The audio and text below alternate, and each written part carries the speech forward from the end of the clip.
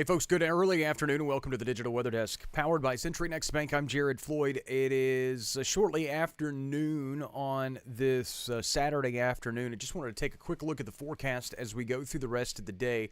As we have seen some changes with some of the latest data, not only just our model data, but also some of the general forecasts from the Storm Prediction Center and things of that nature. And a lot of those changes are positive, meaning a more limited severe weather threat and potentially along with that, taking away some of the heavy rain threat. And what I mean by that is obviously if storm potential is focused a little bit farther southward, then that may also in turn bring us more widespread, more persistent rainfall versus the storm-driven rains. Again, still expecting some storm-driven rain, but it could quell some of the intensity of this entire event, which would be good news. Check of the radar made possible by Brown's Roofing, brownsroofingla.com, and the first round of showers have already made their way through the area. I'm looking over to the screen to the left here and just checking some of the rain totals from the Louisiana Mesonet, which is made possible.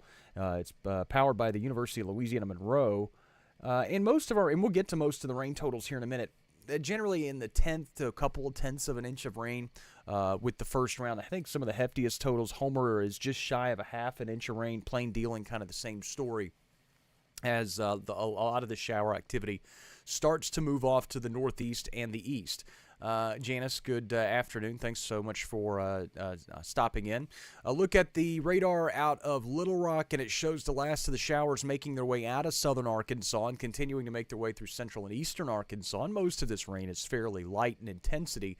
And then also still some activity making its way through the Mississippi Valley in and around Natchez, and that will continue to move off to the east over the next hour or two as well. Check rain totals. Again, these are generally radar estimated for the most part, and a third of an inch, half inch of rain. Again, Homer at 0.475 inches of rain by the Louisiana Mesonet standards. So we're in the ballpark there, pretty close as we go through that first round of rainfall that we've encountered. Check a futurecast, and again, a little bit of positive news. Still expecting showers and storms. Still expecting to be fairly widespread, and still expecting some periods of heavy rainfall with some rumbles of thunder and things of that nature. But keep in mind that the rain and the thunderstorms from this morning that have moved through have really overturned the environment. If you step outside right now, it is quite cool across the area. In fact, Monroe's still holding near 70 degrees. And there's a lot of locations that are still in the 60s. So the atmosphere is overturned to a degree to the point where there's a lot of questions regarding how far northward that warm front can get and establish an environment that would support severe thunderstorms. Nonetheless, again, we expect showers and thunderstorms to increase in coverage later this evening, and then by late tonight, expect those storms to become fairly widespread, bringing the best corridor of opportunity for heavy rainfall. But again, the warm front may not make that northward progress. There will still be an isolated strong to severe storm possible, especially along and south of I-20, and the best ingredients will be in our southern parishes and counties. The tornado threat, though, is really confined to our far southern reaches of the area. Again, forecasts can still change, but at this point, I generally think that we are trending in the right direction in terms of limiting the severe weather threat across the region. There's just not going to be much of a window of opportunity to really reestablish the warm, unstable air in place at the surface before the rain starts to move back into the region, which should happen in the next few hours. The stronger complex of thunderstorms looks to kind of stay to our south, still impacting much of the area to a degree, but obviously with the more vigorous thunderstorms and the better severe weather threat kind of bypassing much of the area to the south, it leaves a lot of us in more light to moderate rain with some occasionally heavy downpours instead of seeing just those storm-driven extreme rain rates across the region, which also would bode well in terms of limiting the flash flood potential. Again, that's in a fairly widespread form, and we're talking about a lot of general stuff, but we're trending in the right direction in all of those types of things. And it's tough to make these types of forecast changes on the fly in the middle of an event, because there's also still a chance that the original forecast was right and we should have just left it alone. But the latest data that's come in, again, has been encouraging, trending in the right direction. Still going to deal with some showers through the day on Sunday. A lot of wraparound moisture and cloud cover. Should see some clearing late.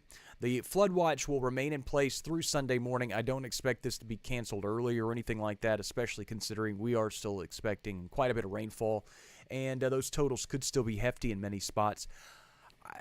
I'm still thinking 2 to 3 inch totals are very legitimate across a good chunk of the area, but there will be some spots that fall short, that maybe are in that 3/4 of an inch to 1.25 inch range. Still quite a bit of rainfall, still much needed rainfall, still beneficial rainfall, but not as extreme as what some areas will see. There will still be some thunderstorm-driven rain totals, probably in the 3 to 4 inch range, especially in our southern parishes and counties. Showed this to you earlier today. This is the Weather Prediction Center's take on the rainfall forecast, which has taken that focus of the heaviest rain totals and shifted it a little bit farther eastward toward the Mississippi Valley. If you saw my video from this morning, that hasn't really changed that much. The flash flood risk expanded back out. They contracted it back down a little bit and is expanded back out across the region. Again, periods of heavy rainfall could lead to some localized street flooding and flash flooding, maybe some overrunning small streams and things of that nature, just depending on how heavy the rain is as we go into the evening hours tonight. And then the severe weather threat is probably the more significant change. As I mentioned, a lot of overturning in the environment, so the thermodynamic environment not necessarily as supportive of severe thunderstorms as far north as initially thought. So across southern Arkansas, where we were under a marginal risk, you're no longer under that marginal risk. Still probably going to see some thunderstorms, but in terms of severe threats, probably pretty limited. Still could see a strong to severe storm as far north as the I-20 corridor. Wind and hail actually probably your biggest hazards.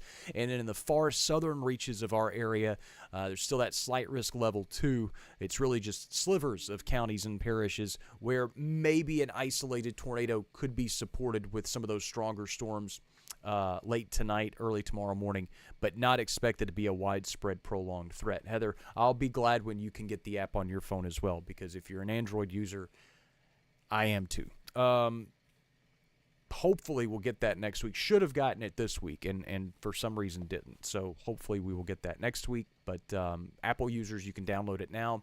You can get the exact same types of forecast information and radar stuff and radar information at digitalweatherdesk.com in the meantime.